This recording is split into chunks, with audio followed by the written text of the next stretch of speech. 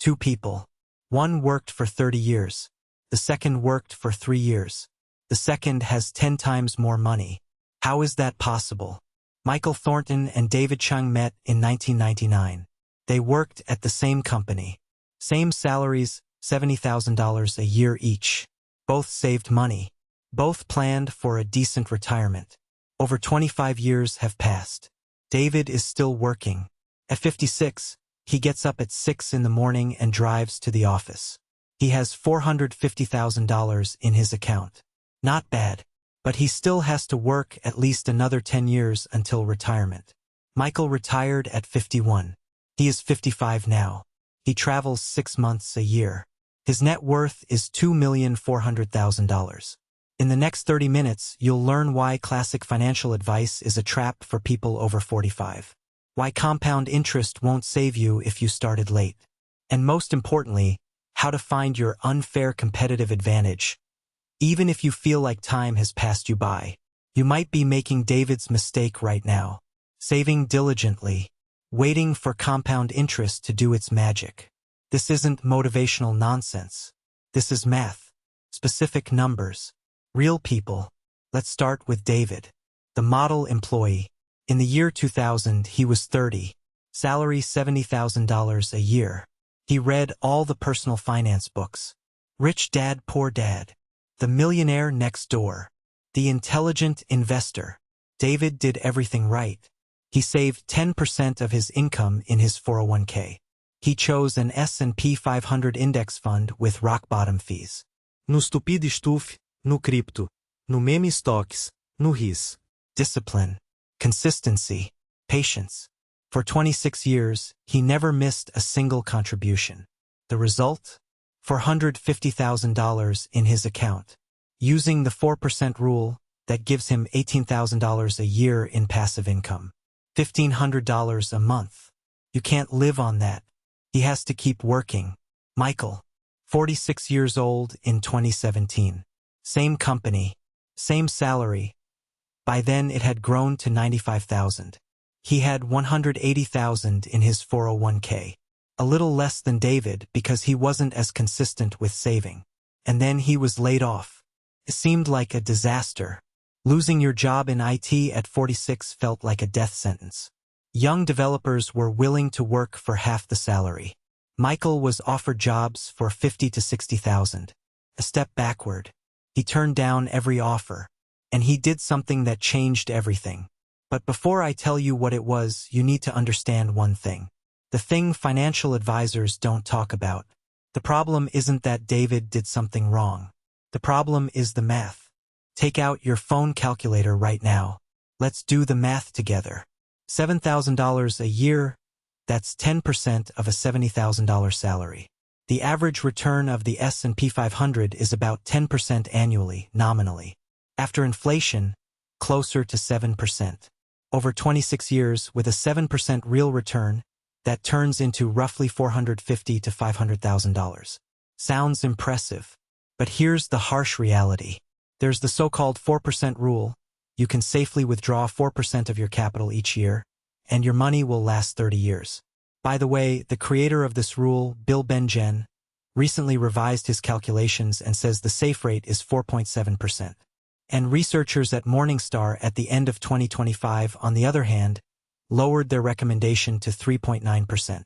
But even if we take the classic 4%, 450,000 times 4% is $18,000 a year, $1,500 a month. How much is rent for an apartment in your neighborhood? The national average is around $2,000. That won't even cover housing. David understood this, so he tried to save more. In recent years, he pushed himself to save 15%. He skimped on vacations, drove an old car, skipped restaurants. His capital grew slowly, too slowly. Compound interest works wonders, but only if you have time, or a huge amount of money to start with. David had neither. Maybe you don't either. Michael faced the same math, but he drew a different conclusion. A quote from his journal, March 2018. If I find a job for $100,000 and save 20%, that's $20,000 a year. Over 15 years until retirement, I'll save $300,000 to $400,000. Not enough. I could try to beat the index by a couple % a year. But that's a casino. It makes much more sense to beat it in absolute terms. What does that mean? Underperform the index, but put away not 20,000 a year, but 100. Or 200. To do that, you need one thing. Multiply your active income. Not by 10 or 20%. By 2, 3, 5 times. The question is, how? Michael asked himself a different question. Where is my unfair competitive advantage? Unfair doesn't mean illegal. It means something you have that others don't, or something others aren't willing to do. Stop for a minute. Think about your job. What are you good at that you consider beneath your level? What task do your colleagues hate, but comes easily to you? Michael made a list. 20 years of IT experience? Not unique. Thousands of those. The ability to explain complex things in simple terms? Warmer. Patience to work with people who don't understand technology? Bingo. Most IT specialists hate working with dumb clients. They consider it beneath them. Michael, on the other hand, enjoyed it. He could spend an hour explaining how to set up a CRM system to an auto repair shop owner without getting annoyed. That became his hole in the fence. He started a consulting business for small businesses. Not startups. Not tech companies. Auto repair shops. Plumbers. Electricians. Hair salons. People who earn money with their hands and can't stand computers. His first client, an auto repair shop in a Seattle suburb. Here's where things get real, the stuff they don't put in motivational books. The first client turned out to be a swindler. The auto repair shop owner refused to pay the $3,000 for the work. Michael spent 12 hours. Zero income. No contract. It was a handshake deal. 46 years old. Unemployed. No income. First attempt or a failure. He almost gave up. He started applying for jobs again. But a week later, that client left a Google review. Not about the payment, about the work. 5 stars. For the first time, someone explained it so I actually understood. Too bad we couldn't agree on a price. The second client found Michael because of that review. An electrician from a neighboring town. Paid $4,000 up front. No arguments. Third, fourth, fifth. In his first year, Michael earned $120,000. More than at his last job. But then other problems started. He didn't have enough time. He was working 16-hour days. Each client needed individual attention. He couldn't scale. His circle didn't understand. Friends said, "You gave up a stable career for some freelance thing? Just find a normal job." David, his former colleague, said bluntly, "You're playing roulette. You have no health insurance, no employer 401k match. One bad year and you're bankrupt." Michael listened. He had doubts. At night, he calculated the risks. Maybe they were right. Maybe he should go back to being an employee. Then something happened that changed the game. Fall of 2019. One of his clients asked, "Michael, why don't you record videos? I'd pay for a course where you show everything step by step. It's easier for me to watch than to read instructions." The idea seemed strange. Course? That's for internet gurus. But the numbers told a different story. One client paid $3,000 to $5,000. Michael spent 20 to 30 hours on them. Linear income. More clients, more work. A course could be sold to 1,000 people. Create it once, sell it forever. Non-linear income. He started a YouTube channel. No advertising budget. First video. How to set up online booking for your auto repair shop in 20 minutes. 43 views in the first month. A failure? Not exactly. 3 people messaged him privately. One bought a consultation for $1,000. The second ordered a website setup for $4,000. The third asked if he had a paid course. Michael decided to step it up. He hired a videographer, bought expensive equipment, made a professional course, fancy intro, editing, graphics, uploaded it to the Teachable platform. Price? $497. First month, 0 sales.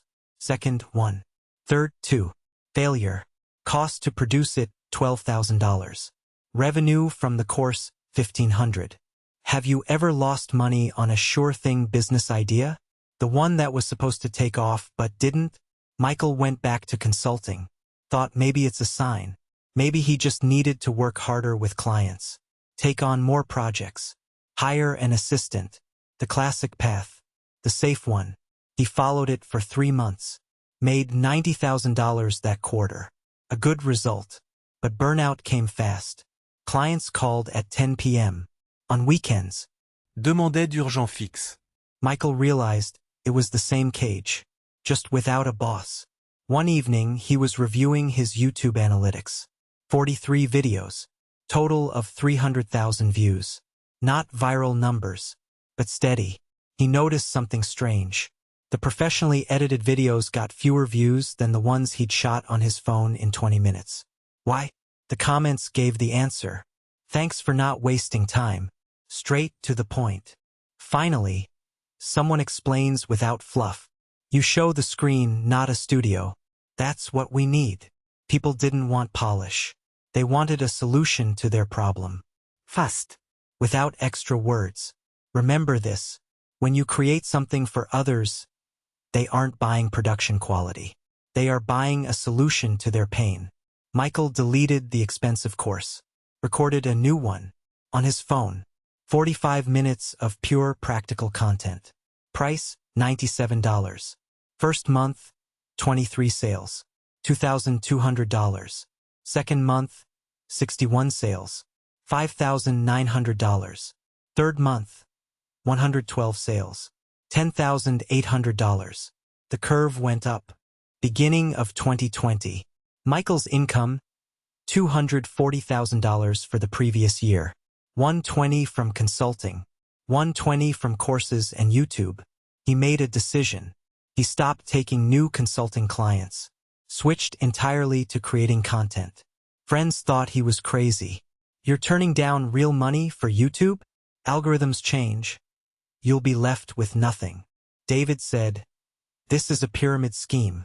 You're selling people a dream of getting rich. It's going to collapse sooner or later. Michael didn't argue. He just kept working. Released 3 videos a week. Tested topics. Dropped what didn't work. Doubled down on what did. The numbers spoke for themselves. $240,000 income. Michael saved 70%. $168,000 a year went into index funds.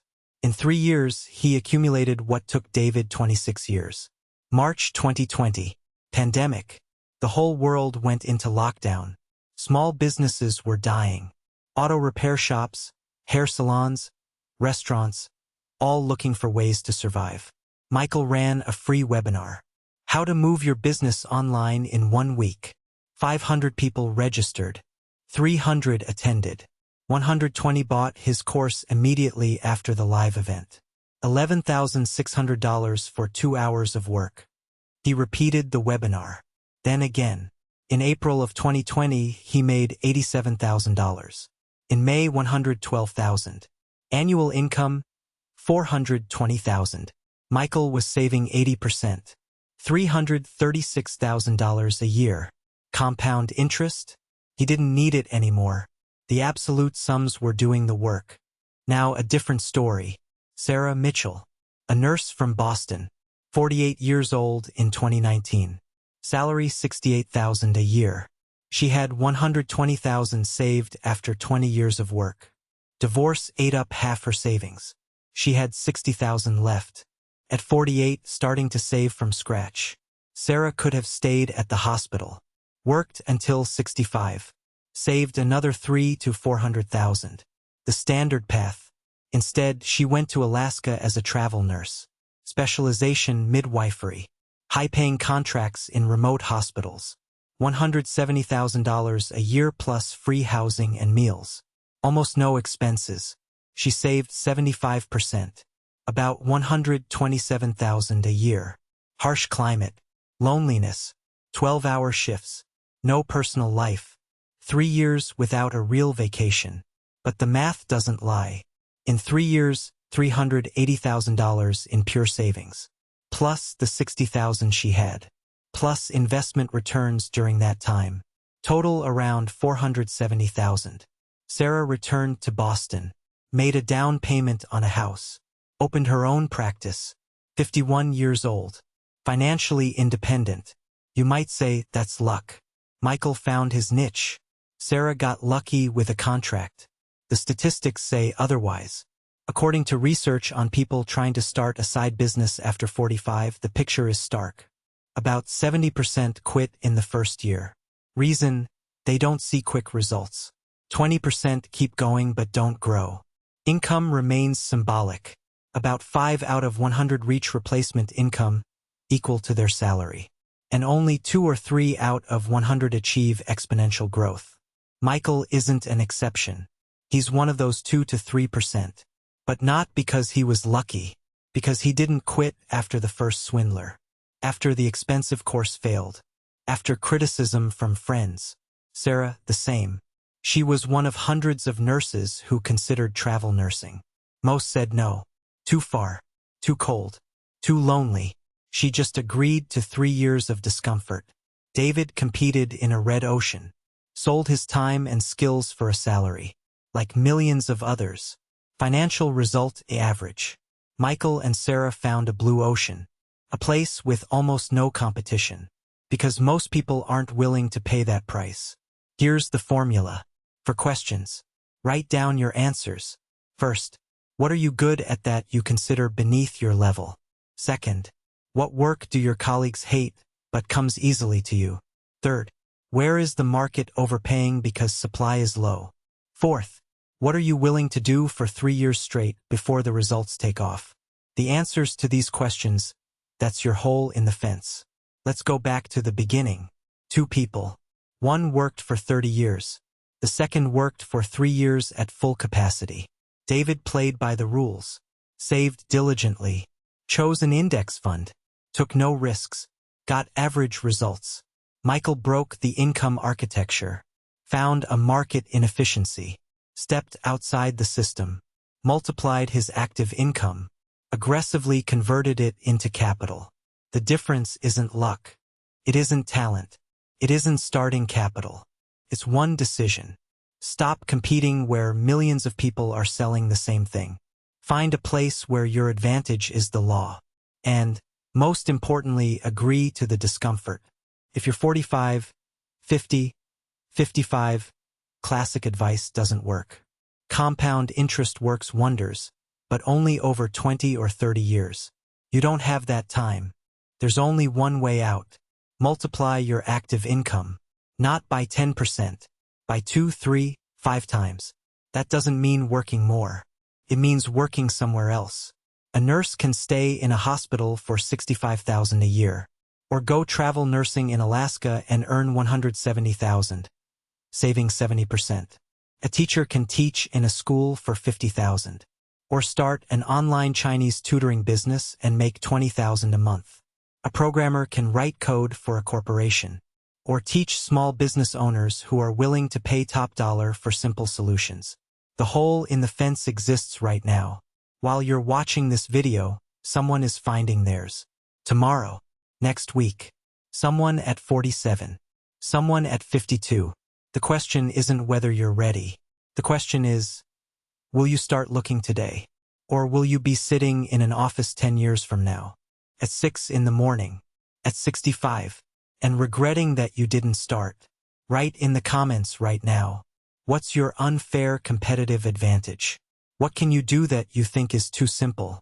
What do your colleagues hate that comes easily to you? If this material made you rethink your financial strategy, hit like. Subscribe to the channel.